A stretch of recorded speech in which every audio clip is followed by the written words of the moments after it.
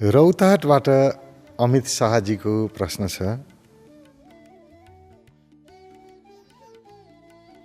मेरो पनि पेट खराब छ र अधिकांश मानिसको पेट खराब भएकै कारणले विभिन्न प्रकारका समस्या देखिएको छ। यसको समाधान के होला? पहिलो कुरा त जोसँग जे छ उसले त्यही देख्छ। जसको पेट बिमारी छ, अरू पनि धेरै पेटका समस्या भएका मानिसहरू रहेछन् थाहा हुन्छ, त्यस विषयमा ज्ञान हुन्छ। जसको पेट स्वस्थ छ उसलाई पेटका बिमारी हुन्छन् भन्ने कुरा पनि याद हुँदैन। त्यही भएर भनिन्छ संसार ऐना हो, आफ्नै अनुहार हेर्ने हो। मेरो मनमा जस्तो विचारहरू चलिरहेको छ बाहिर त्यही देखिन्छ। बिरामी मानिसले धेरै बिरामीहरू देखेको हुन्छ। सधैँ मानिसलाई बिरामी छन् पनि याद छैन, आफ्नै काममा आफ्नै दौडधुपमा लागेको छ। उसलाई त आफू बिरामी हुन्छु भन्ने कुरामा नि भरोसा लाग्दैन। म पनि बिरामी हुन्छु र अरू हुन्छन् होला, म कहाँ बिरामी हुन्छु, उसलाई त्यो पनि भरोसा लाग्दैन। अर्को कुरा यहाँले भन्नुभयो, सोध्नुभयो, म मात्रै होइन धेरै मानिसहरू पेटको समस्याले ग्रस्त छन्, रोगी छन्।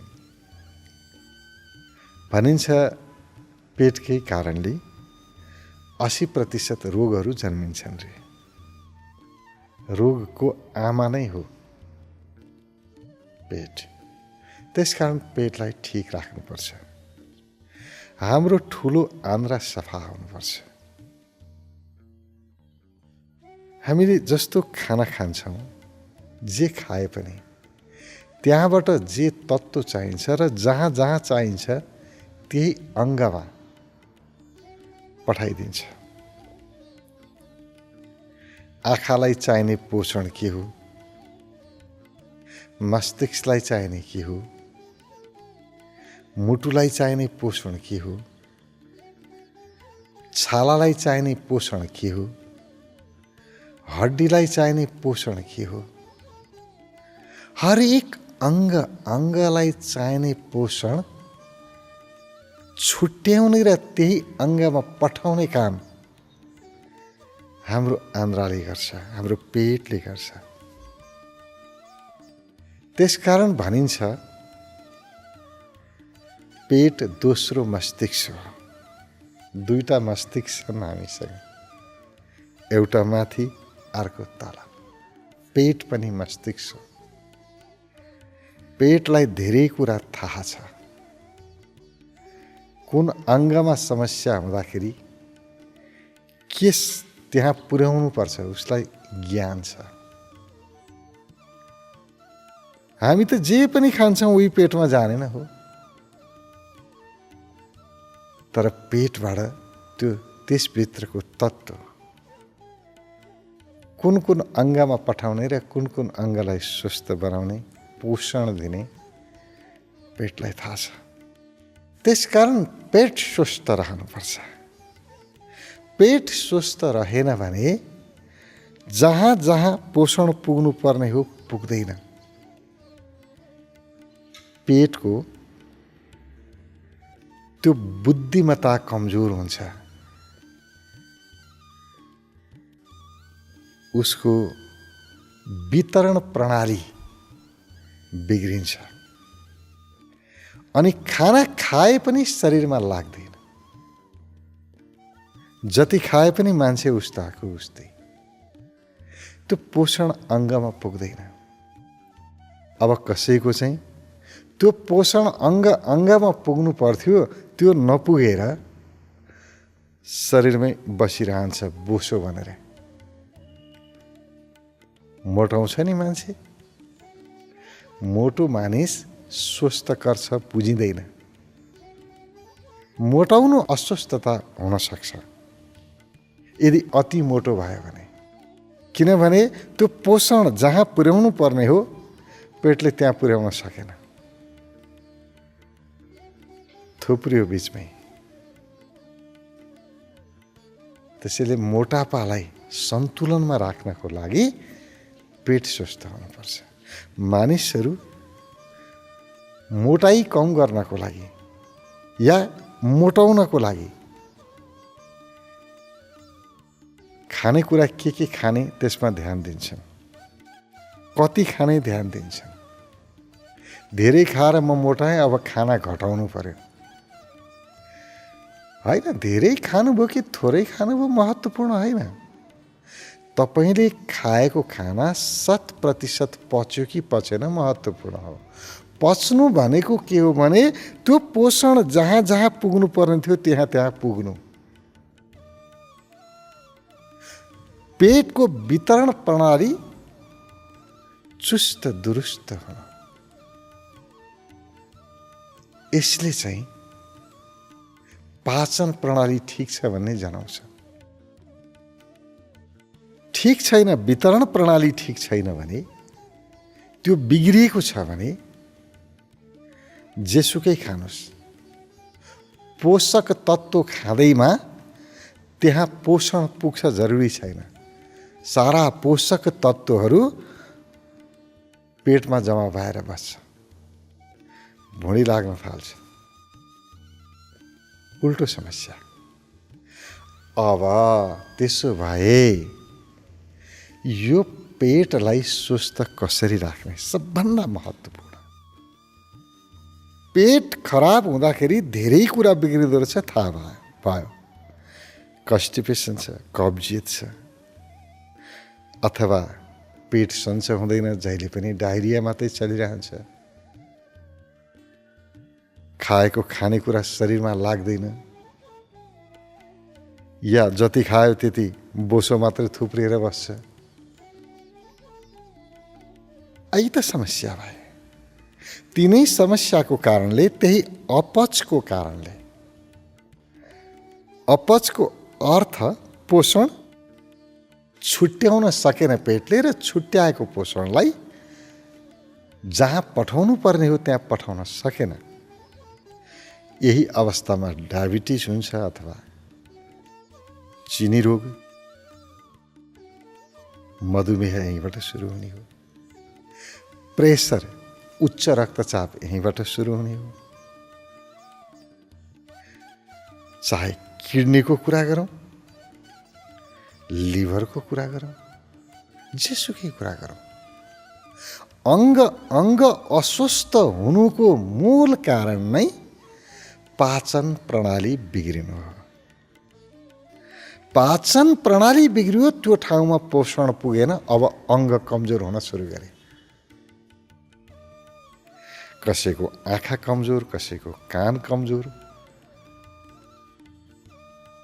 कसैको मुटु कमजोर, कसैको फोक्सो कमजोर,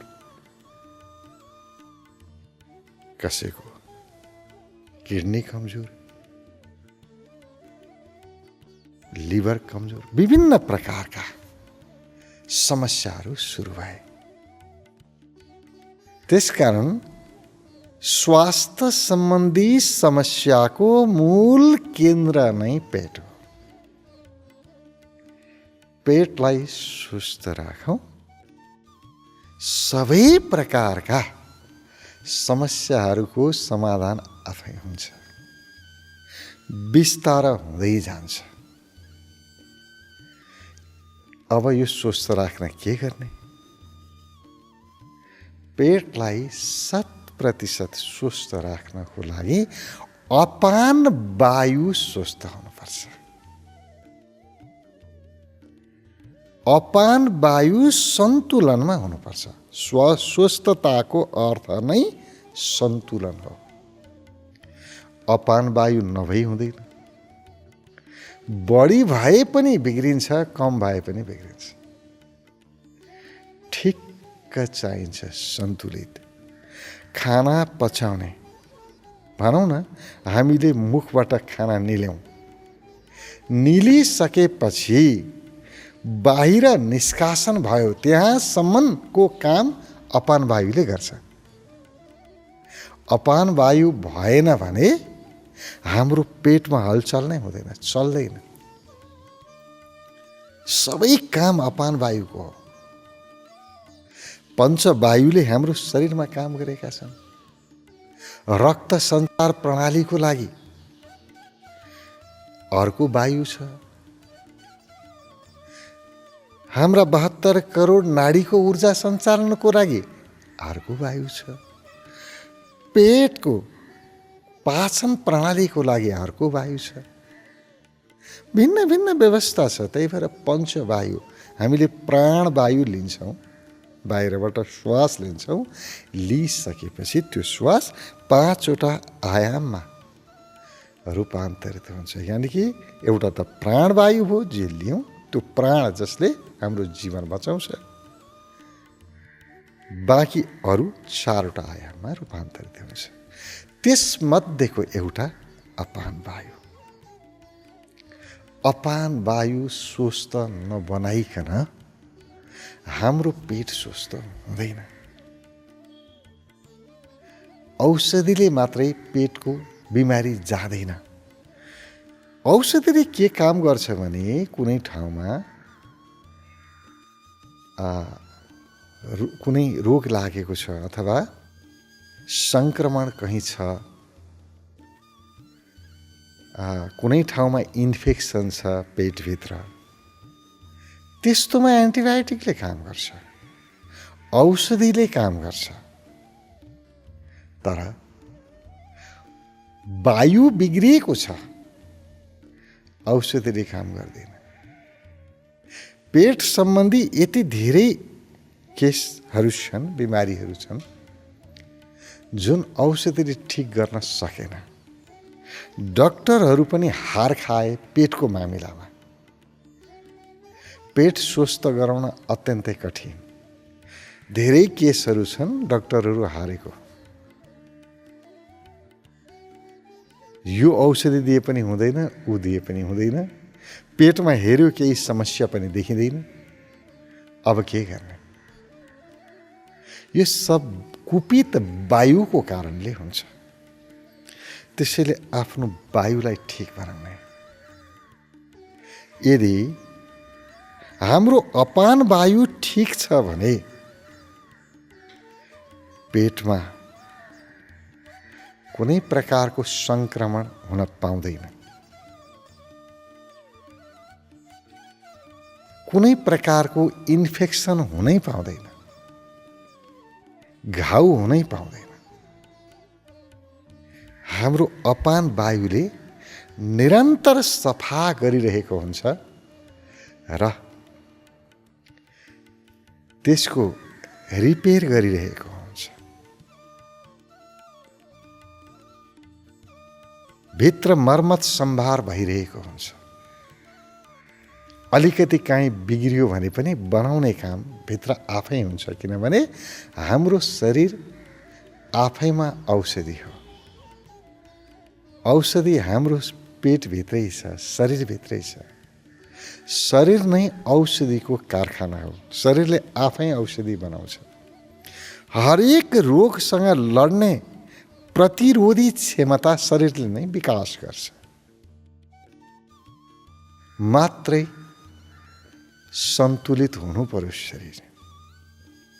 त्यो सन्तुलनको लागि अपान वायु सन्तुलन। अपान वायु बढी भयो पेट फुल्ने, अनि हावा तलबाट जानुपर्ने मास्तिरबाट चाहिँ आउने।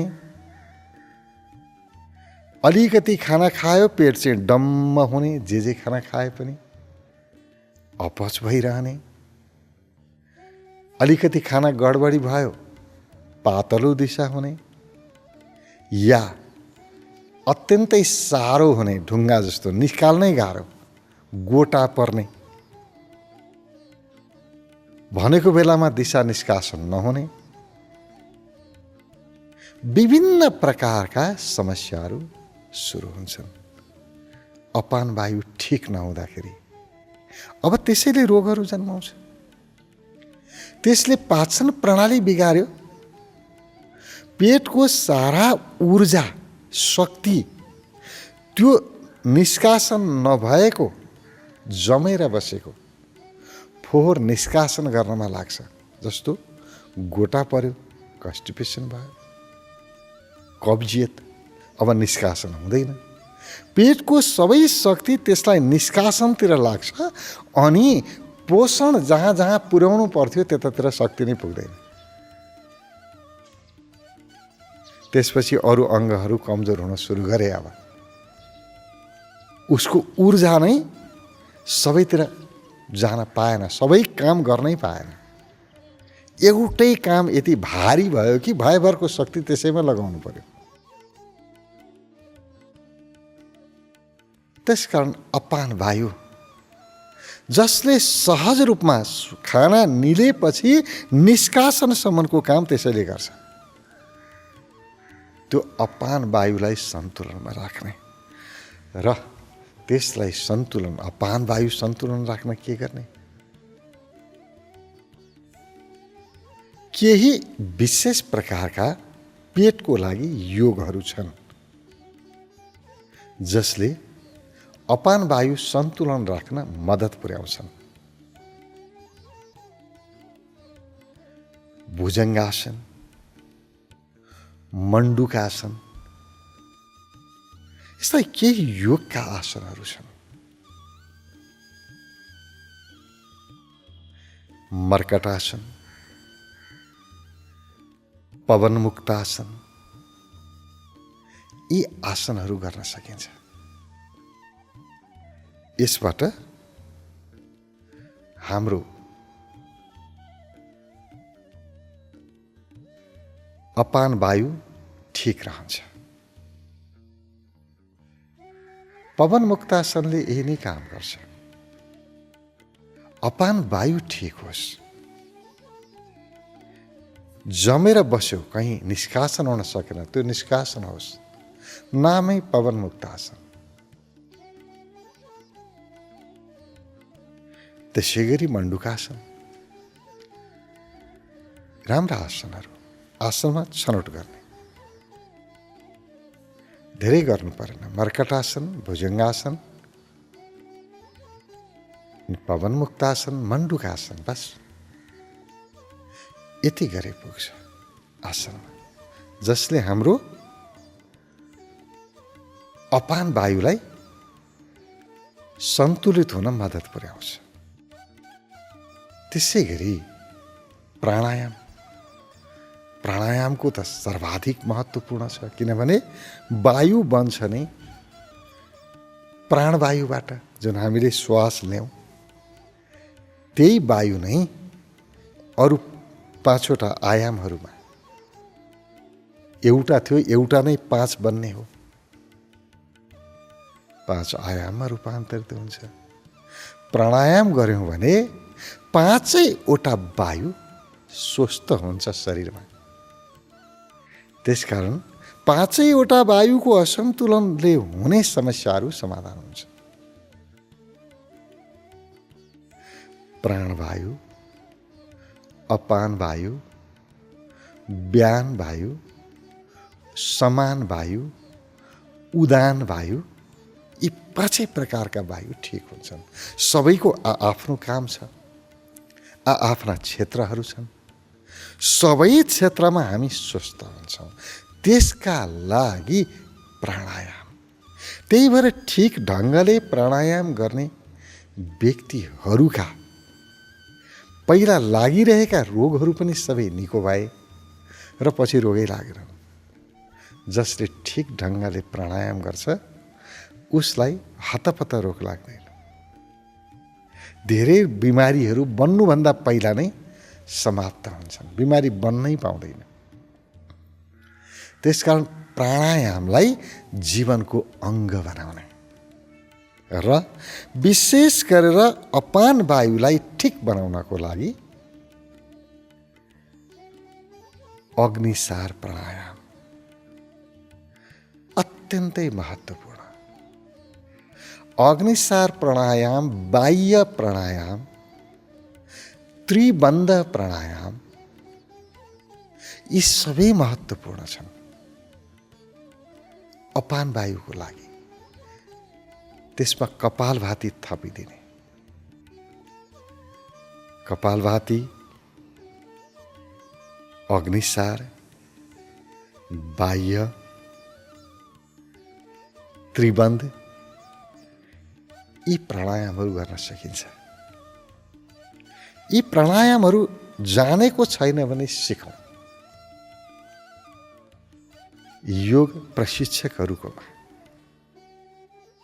योग्य यसलाई बुझेका योग प्रशिक्षक जीवहरूसँग सम्पर्क गरौँ। ध्यान योग प्रयोगशालामा ती धेरै भइरहेको छ। अहिले त जुमबाट पनि ध्यान योग प्रयोगशालाहरू सञ्चालनमा छन्। घरमै बसेर गर्न सकिन्छ। सिकाउने मानिसहरू आफ्नो मोबाइलमा आएका छन्, ल्यापटपमा, कम्प्युटरमा छन्। के को चिन्ता? त्यही प्रश्न सोध्न सकिन्छ। यो भनेको के हो, यो भनेको के हो, मेरो समस्या यो छ, यसको समाधानको लागि के गरौँ भनेर सोध्न सकिन्छ। यति सजिलो भएको छ। जुमबाट कार्यक्रम सञ्चालन भएको छ। ध्यान योग प्रयोगशालाहरू धेरै छन्, जहाँ गरे पनि हुन्छ। बस सिक्ने विधि र विधि गर्ने। केही योगका आसनहरू, केही प्राणायामहरू मैले बताएँ। प्राणायाम धेरै छन्। नमस्कार प्राणायाम, नाडी शोधन प्राणायाम, हुकार प्राणायाम, धेरै प्राणायामहरू छन्। सबै गरे हुन्छ। तर विशेष गरेर अपान वायुको लागि चाहिँ अग्निसार, बाह्य प्राणायाम, त्रिबन्ध, कपालभाती धेरै राम्रो हुन्छ। यसरी योग र प्राणायामको सन्तुलनबाट, सन्तुलित प्रयोगबाट हामी आफ्नो अपान वायुलाई पूर्ण रूपमा सन्तुलनमा राख्न सक्छौँ। र जसको अपान वायु सन्तुलित छ उसलाई पेटको समस्या हुँदैन। र समस्या छ पेटको भने पनि निदान हुन्छ, ठीक हुन्छ। पेट बिमारी भयो भनेर रोएर बसेर हुँदैन। बिगारेको पेट आफैले त हो नि। खानपानमा ध्यान नदिएर असन्तुलित व्यवहार पेटप्रति गरेर बिग्रिएको हो। न आहार न विहार, दुइटै असन्तुलनमा छ। त्यसले बिग्रिएको हो। अब थोरै सन्तुलनमा लिएर आउने। बिगारेको आफैले हो, बनाउन पनि आफैले सकिन्छ। र ठिक ढङ्गले गरौँ, ठिक हुन्छ। बाँकी जसले डाक्टरको औषधि प्रयोग गरिरहनु भएको छ, बिल्कुल गर्नुहोस्। डाक्टरको सल्लाह लिनुहोस्। किनभने सबै कुरा सबैले गरेर हुँदैन। कति कुराहरू योगद्वारा ठिक हुन्छ, कति कुराहरू डाक्टरद्वारा ठिक हुन्छ। अब पेटमा कहीँ इन्फेक्सन भएको छ, सङ्क्रमण भएको छ, अब त्यहाँ त औषधि नै चाहियो नि। इन्फेक्सन ठिक गर्नलाई चाहिँ म योग गरेर ठिक गर्छु भनेर हुँदैन। त्यहाँ औषधि चाहिन्छ। त्यसैले हामीलाई नि कहाँ गएर ठिक भयो, कसले ठिक गर्यो महत्त्वपूर्ण होइन। डाक्टरले ठिक गर्यो कि योगबाट ठिक भयो यो महत्त्वपूर्ण होइन। ठिक भइयो त्यो चाहिँ महत्त्वपूर्ण। स्वास्थ्य चाहिएको छ, चाहे जसले दिएर होस्, जसको कारणले होस्। स्वस्थ हुनु हामी सबैको परम इच्छा हो। यही अस्वस्थताले हाम्रो जीवनलाई लथालिङ्ग भताभुङ्ग बनाएको छ। त्यसकारण स्वस्थ रहने सबै उपायहरू प्रयोग गर्न सकिन्छ। डाक्टरको औषधि लिँदै पनि योगलाई, प्राणायामलाई साथसाथमा अगाडि बढाउन सकिन्छ। यसले औषधिले काम गर्ने क्रम छिटो हुन्छ। योग प्राणायाम गर्नुभयो भने औषधि अत्यन्तै छिटो काम गर्छ, किनभने रोगसँग लड्ने, रोग प्रतिरोधी क्षमताको विकास योगबाट हुन्छ। त्यसले गर्दा औषधिलाई पनि सजिलो हुन्छ। योग प्राणायाम गरौँ, पेटको बिमारीबाट आफू पनि बचाउँ। यहाँले भन्नुहुन्छ मलाई पनि छ, सारा दुनियाँलाई पनि छ। आफूलाई पनि निको गरौँ र जति पनि अरू यहाँको नजरमा पेट सम्बन्धी समस्या भएका मानिसहरू छन्, यी सबैलाई सूचना देऊ, भनौँ। केही उपाय लागेन भने, आफूले भन्न सकिएन भने यही भिडियो, यसको युट्युबको लिङ्क पठाएर ल तपाईँ यो भिडियो हेर्नुहोस् भने पनि हुन्छ। कल्याण हुन्छ मानिसको। जसलाई समस्या परेको छ नि, उसलाई थाहा हुन्छ कि पीडा। यति भिडियो पाउनु पनि ठुलो औषधि भन्छ। समस्या परेको मान्छेले गरिहाल्छ नि, गरेपछि त परिणाम आइहाल्छ नि। योग गरोस्, प्राणायाम गरोस् अनि ठिक नहोस्, अस्वस्थ नै भइरहोस्, त्यस्तो त कुनै सम्भावना छैन। अहिलेसम्म त्यस्तो देखिएकै छैन। जस्तो सुकै समस्या भएका व्यक्तिहरू पनि योग प्राणायाम गरेपछि समस्या न्यूनीकरण त भएकै छ। भला सबै 100% कसैको ठिक भयो होला, कसैको भएन होला, आफ्नो ठाउँमा छ, तर कम चाहिँ निश्चित रूपमा हुन्छ। आफू पनि स्वस्थ बनाऊ, अरूलाई पनि स्वस्थ हुन प्रेरणा देऊ।